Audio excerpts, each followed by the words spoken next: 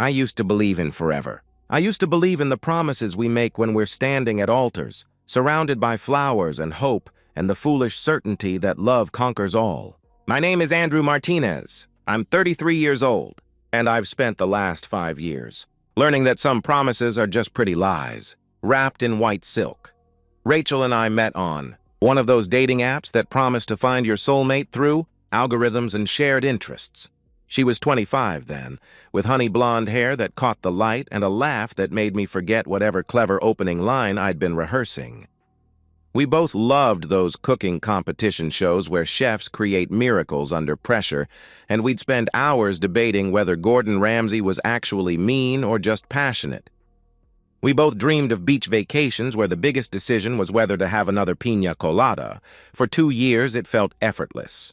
Date nights turned into long weekends. Long weekends turned into shared keys and toothbrushes left on bathroom counters.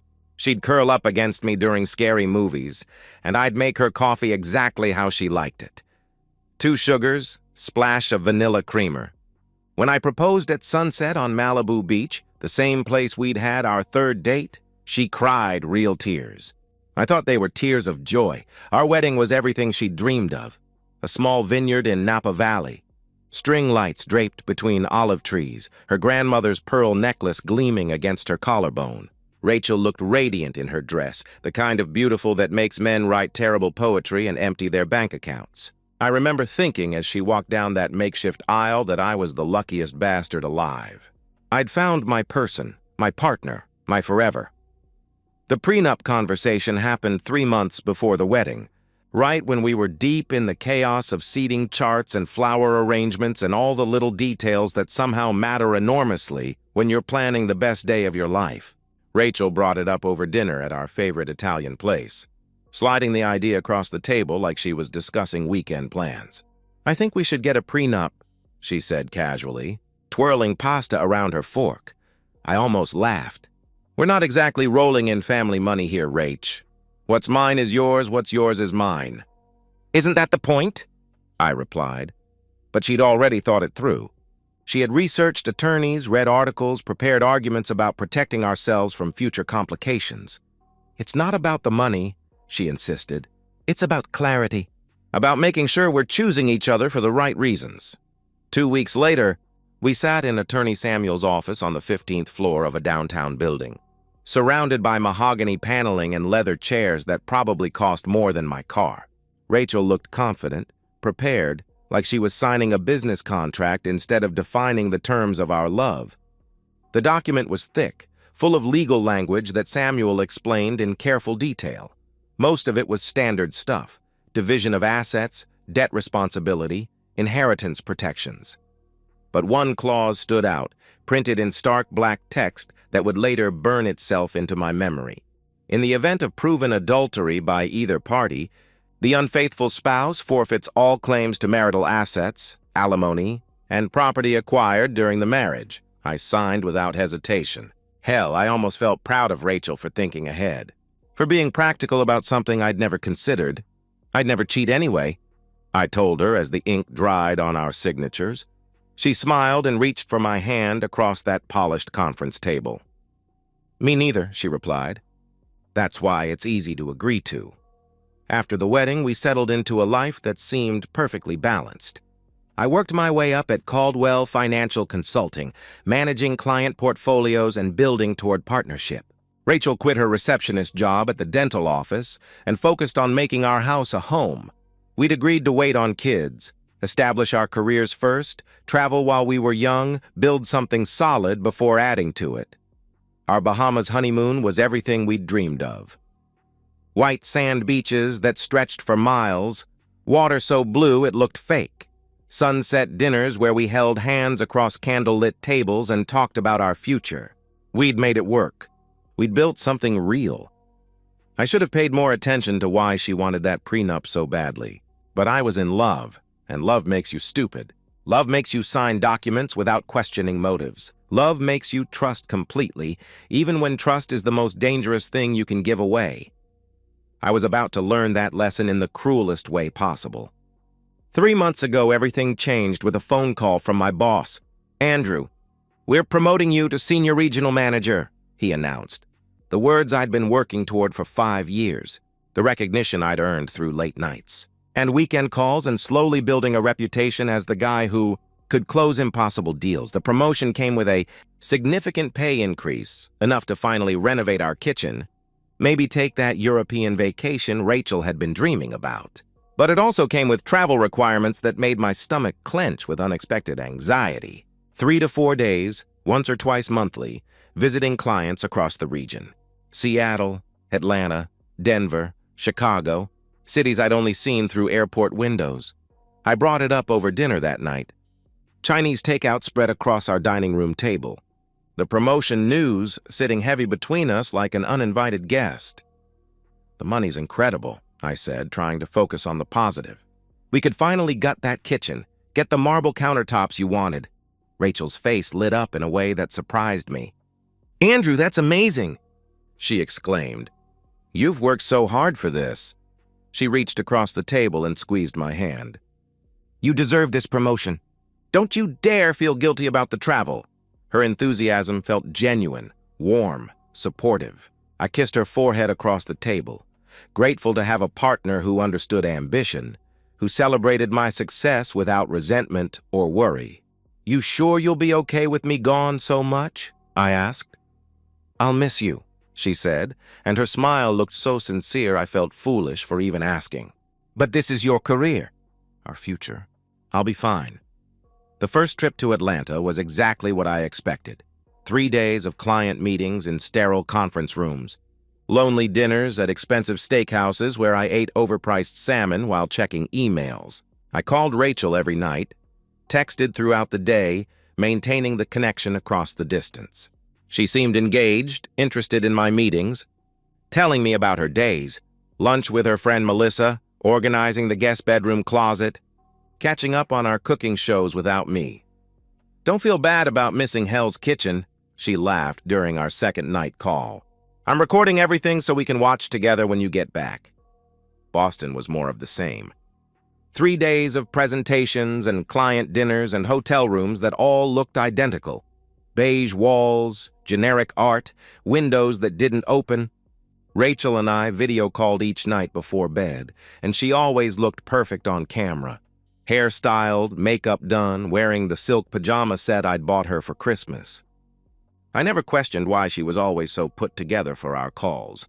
Never wondered if maybe she was getting dressed up for someone other than her husband.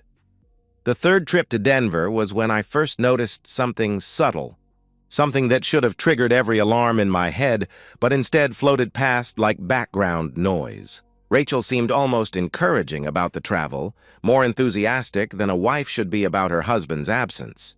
"You should stay an extra day if you need to," she suggested while helping me pack. "Don't rush back on my account. Give yourself time to actually close that Miller contract." I found it odd, but dismissed it as her being supportive, understanding the pressure I was under. Rachel had always been considerate that way, putting my career needs before her own preferences. I kissed her goodbye at the door, my suitcase in one hand, coffee mug in the other, feeling grateful for a wife who made sacrifice look so easy. The routine became familiar. Airport goodbyes where Rachel would kiss me and tell me to be safe. Hotel check-ins in cities that all started blending together. Client dinners where I smiled and nodded while thinking about getting home. I'd video call Rachel every night before bed, and she'd be there on my phone screen, perfectly framed, perfectly composed, asking about my day and telling me about hers. She was always available for our scheduled calls, but increasingly unavailable for spontaneous ones. "Sorry, I was in the shower," she would explain, or "I was at the grocery store and couldn't hear my phone," or "I was helping Mom reorganize her garage." Always reasonable explanations. Always delivered with a smile that looked so genuine I felt guilty for even noticing the pattern. I started noticing other things too, small changes that felt positive at the time. Rachel had started paying more attention to her appearance, new lingerie I'd find in the laundry, yoga classes she'd mentioned joining, a gym membership she'd gotten to stay busy while you're traveling. She looked incredible, glowing with a confidence that I stupidly attributed to our financial success and the stability my promotion provided. The fourth trip to Chicago was supposed to be routine. 3 days. Major contract negotiation with Brennan Industries. Home by Friday night with hopefully the biggest deal of my career locked down. But Monday night, my client Jim Brennan called me in my hotel room, his voice heavy with exhaustion. "Andrew, I'm sorry, but my father had a heart attack this morning," he said wearily. "I'm flying to Tampa tonight. We'll have to postpone until next month." Suddenly, I had a chance to surprise my wife. To come home 2 days early and maybe take her out for a celebration dinner. Maybe start working on that kitchen renovation we'd been planning. I booked the first flight home Tuesday morning, grinning in the cab as I imagined her face when I walked through our front door. I wish to God I'd stayed in that hotel room. I wish I'd never heard of the Brennan account. I wish I'd been a failure at my job and never earned that promotion. Because sometimes the best opportunities lead to the worst discoveries. And the surprise you plan becomes the nightmare you can't escape. The silver BMW in my driveway hit me like a physical blow. I sat in the taxi, staring at that unfamiliar car parked where only Rachel's Honda and my Ford usually sat, and felt something cold and terrible unfold in my chest. 9:30 in the morning on a Tuesday, and there was a strange car in my driveway. Rachel didn't have friends who drove BMWs. Rachel didn't have friends who visited on Tuesday mornings when she thought I was 3 states away. "This the right address?" the taxi driver asked, looking between me and the house. "Yeah," I answered, my voice sounding strange, distant. "Yeah, this is right." I paid him with hands that trembled slightly, grabbed my bag, and stood on the sidewalk staring at my own home like it was a crime scene.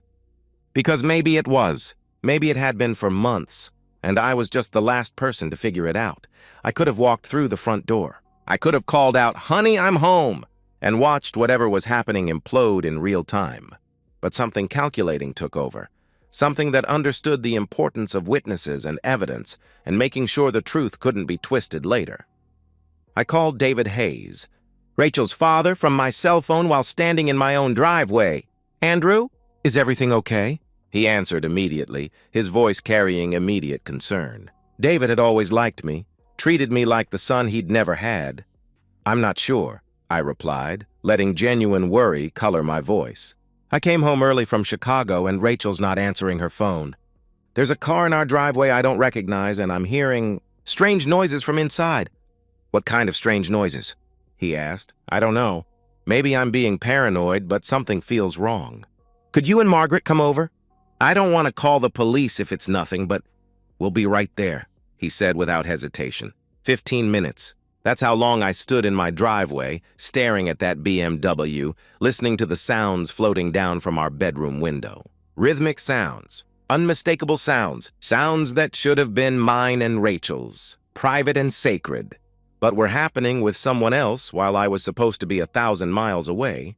David and Margaret arrived in their white Buick, faces tight with worry. Margaret practically ran up the driveway, her maternal instincts in overdrive. "Andrew, what's happening?" she asked breathlessly. "Is Rachel okay?" I maintained my performance, the concerned husband who feared the worst but hoped for the best. "Her phone's been going straight to voicemail." "That's not like her." I gestured toward the BMW. "And I have no idea whose car that is." David studied the BMW with narrowed eyes. "Georgia plates," he observed. "You don't know anyone from Georgia?" "No one," I answered. We approached the front door together, a family united in concern. I had my key ready, but I hesitated, putting a finger to my lips. "Listen," I whispered. The sounds were clearer now, floating down from the second floor. Breathing, movement, the unmistakable rhythm of bodies moving together. Margaret's hand flew to her mouth. David's face hardened with understanding. "Quietly," I whispered, unlocking the door. We moved through our living room like burglars, past the couch where Rachel and I watched movies, past the dining table where we'd planned our future, past the kitchen where she made coffee every morning and kissed me goodbye. The sounds grew louder as we climbed the stairs, more urgent, more desperate. Our bedroom door was slightly ajar. I threw it open. Rachel was on top of a man I'd never seen before, dark hair, athletic build, probably my age. They were completely naked. completely lost in each other. Completely oblivious to the fact that Rachel's husband and parents were standing in the doorway watching their betrayal unfold in high definition. The split second before Rachel saw us is frozen in my memory forever. Her head thrown back in pleasure, eyes closed, moving with an urgency and passion I hadn't seen from her in months. This wasn't mechanical or obligatory. This was hunger. This was desire. This was everything I thought was mine, given freely to a stranger. Then she opened her eyes and saw us. The scream that tore from her throat could have shattered glass. The man, I'd later learn his name was Tyler Cross, scrambled backward like a spider, trying to cover himself, his eyes wide with terror. Rachel grabbed for the sheet, for her robe, for anything to hide what we'd already seen. But I was done hiding. Done pretending. Done playing the fool. I crossed the room in 3 steps, grabbed Tyler by his hair and yanked him off my wife and out of my bed. He was soft, panic-weak, stumbling naked across my bedroom floor. I drove my fist into his jaw with every ounce of rage I'd been building for months without knowing it.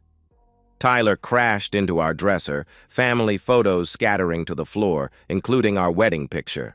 David was right behind me, grabbing Tyler's arm, driving a knee into his ribs. "You son of a bitch!"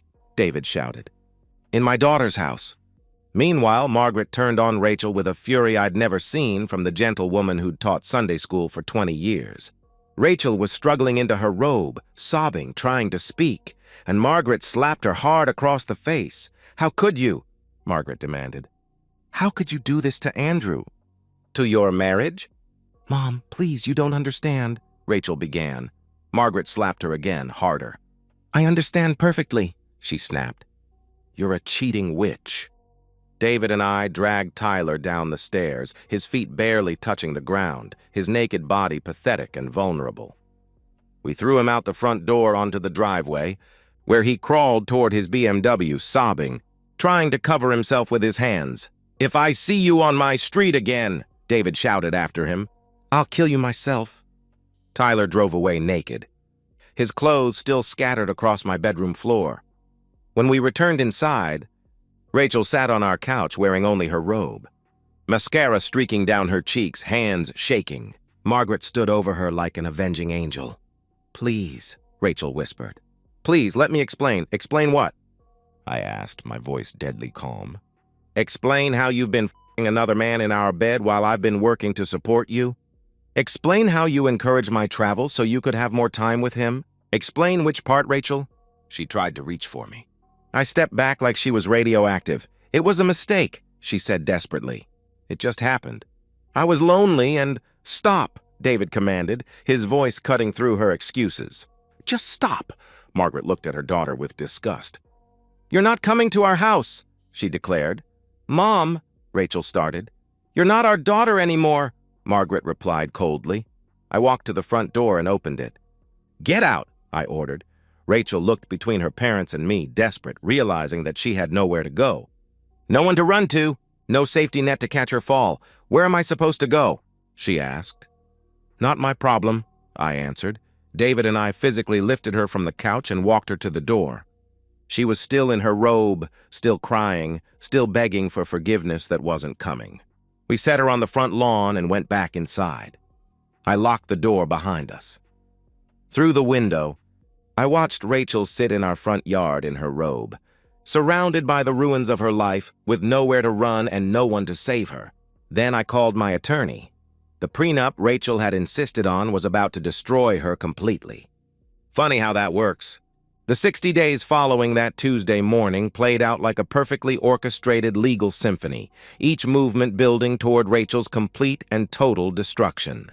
My attorney, Patricia Goldman, had been practicing family law for 25 years. When I called her from my living room while Rachel sat crying on the front lawn, Patricia's voice carried the cool satisfaction of a professional who'd seen this scenario play out many times before. "Andrew, you said there were witnesses to the adultery?" she asked. "Her own parents saw everything," I confirmed. "Perfect," she replied. "File for divorce immediately. With parental testimony confirming adultery, that prenup becomes a nuclear weapon." Patricia wasn't wrong. Within a week, divorce papers were served to Rachel at the motel where she'd been staying since her parents refused to take her in. The prenup's adultery clause was airtight. Rachel would receive nothing. No claim to our house, no access to our joint savings, no alimony, no split of my retirement accounts or investment portfolio. 5 years of marriage, and she'd walk away with exactly what she'd brought into it. Nothing. Rachel tried to fight it, of course. She hired a lawyer named Bradley Taylor with money she'd borrowed from a friend, one of the few people who still returned her calls. Taylor was young, inexperienced, probably fresh out of law school and desperate for clients. During the preliminary hearing, he argued that the prenup was punitive, unfair, designed to trap his client in an impossible situation. Judge Vincent had heard it all before. Your client signed this document voluntarily with legal representation present before the marriage occurred, he stated firmly. She was specifically advised about the adultery clause and its consequences. The prenup is enforceable. Rachel's face crumpled when Vincent delivered his ruling. She looked across the courtroom at me with eyes that begged for mercy I no longer possessed. I felt nothing. No satisfaction, no anger, no pity, just cold, empty justice. The details of Rachel's downward spiral reached me through mutual acquaintances who seemed to think I'd want updates on my ex-wife's misery. I didn't ask for the information, but I didn't stop it either. Knowledge is power, and I was collecting both. Tyler Cross, her knight in shining BMW, had vanished completely. Rachel called him dozens of times that first week, sent text messages that went unanswered, even showed up at his apartment building only to learn he'd broken his lease and moved out of state. Tyler had been looking for a fun affair with a bored housewife, not a messy divorce and public humiliation. When the situation exploded, he ran like the coward he was. Rachel's desperate attempts to contact me were equally futile. Long emails appeared in my inbox, rambling apologies, promises that it had meant nothing, pleas for financial help, offers to do anything to earn my forgiveness. I deleted them all without reading past the first sentence. Whatever she had to say, I didn't want to hear it. Her parents maintained their position with a ruthlessness that surprised me. David and Margaret had built their reputation in our small community on traditional values, church attendance, and moral authority. Their daughter's public adultery had humiliated them beyond forgiveness. When Rachel called begging to come home, Margaret hung up on her. When she appeared at their door crying, David told her to leave and never come back. She made her choice, David told me over coffee 6 weeks after the discovery. She chose to throw away everything good in her life for a stranger. That's not the daughter we raised. Meanwhile, I was thriving in ways that surprised me. The promotion continued paying dividends. Without Rachel's constant need for attention and expensive tastes, I had more money than I'd ever had before. I traveled less by choice now, having proven myself valuable enough to delegate more responsibilities to subordinates. Work felt easier, less stressful, more rewarding. I started dating casually. Nothing serious, just dinners and companionship with women who understood that I wasn't ready for anything complicated. I joined a gym, lost the 20 pounds I'd gained during my marriage, began feeling physically strong again. Friends commented on how good I looked, how much lighter I seemed, as if a weight I hadn't realized I was carrying had finally been lifted. 6 months after the divorce was finalized, I drove past the diner where Rachel had found work. It was past 9 p.m., near closing time, and I could see her through the window serving the last few customers of the night. She looked exhausted, older. Her beauty faded like a photograph left in sunlight. Her blonde hair was pulled back in a practical ponytail, her makeup minimal, her movements mechanical and tired. I felt nothing. No anger, no satisfaction, no pity. Just complete and total indifference. A year later, I still have dinner with her parents every few weeks. Rachel has no one. That's not cruelty. That's just consequences. 1 year after the divorce was finalized, I sit across from David and Margaret at Giovanni's, the same Italian restaurant where Rachel first suggested the prenup. It's become our regular spot for monthly dinners, a tradition that feels more genuine than anything from my marriage ever did. "How's work treating you?" David asks, cutting into his chicken parmesan. "Better every day," I answer honestly. "The promotion keeps paying off. I'm traveling maybe twice a quarter now by choice. Built up enough trust to delegate the smaller accounts. Margaret smiles warmly. You look good, Andrew, she observes. Healthy, happy. I am happy, in a way I'd forgotten was possible. Life has a clarity now that I never experienced during those 5 years of marriage. No walking on eggshells, no second-guessing myself, no feeling like I was constantly failing some unspoken test. Are you seeing anyone? Margaret asks gently. She's asked this question for 6 months now, always with the same careful hopefulness. Actually, yes, I reply. Her name's Sarah. She's a paralegal at Goldman & Associates. Nothing too serious yet, but... I pause, searching for the right words. I'm open to possibilities again. David nods approvingly. Good, he says. You deserve happiness, Andrew. You deserve better than what our daughter gave you. They never say Rachel's name directly anymore. She's always our daughter, or she, or simply absent from conversation entirely. I know from David's carefully neutral tone that they still haven't reconciled with her. Margaret's silence on the subject speaks volumes about wounds that haven't healed and forgiveness that isn't coming. I don't ask about Rachel anymore. I don't need to know how she's doing, where she's living, whether she's found someone new or remains alone with her choices. That part of my life is closed, sealed off like a room in a house I no longer visit. Later that evening, I sit on my renovated deck with a glass of good scotch, watching the sunset paint my backyard in shades of gold and amber. The kitchen renovation turned out perfectly. Marble countertops, custom cabinets, professional-grade appliances, everything Rachel had dreamed of, built after she was gone to enjoy it. Sometimes I think about the woman I thought I married, the one who laughed at my jokes, planned beach vacations, talked about our future with stars in her eyes. I wonder if she was ever real, or if I was just too in love to see the truth underneath the performance. I don't feel anger anymore. That burned out months ago, leaving only ash and acceptance. I don't feel satisfaction either. There's no joy in watching someone self-destruct, even someone who betrayed everything we'd built together. I feel peace, the kind of deep, settled peace that comes from surviving betrayal and discovering you're stronger than you thought. The prenup Rachel insisted on became the instrument of her own destruction, a perfect example of cosmic justice that I couldn't have planned if I'd tried. Some people say forgiveness sets you free. They're wrong. Boundaries set you free. Consequences set you free. I'm free because I refuse to let her betrayal define me. She chose her path. I chose mine, and I'm finally at peace with that. And that's the end of today's story. If you enjoyed it, please give this video a thumbs up and drop a comment below. Your support helps the algorithm push my content further. If you're new to the channel, don't forget to hit that subscribe button. It really helps me keep creating more stories for you. Thanks for watching, and I'll see you in the next one.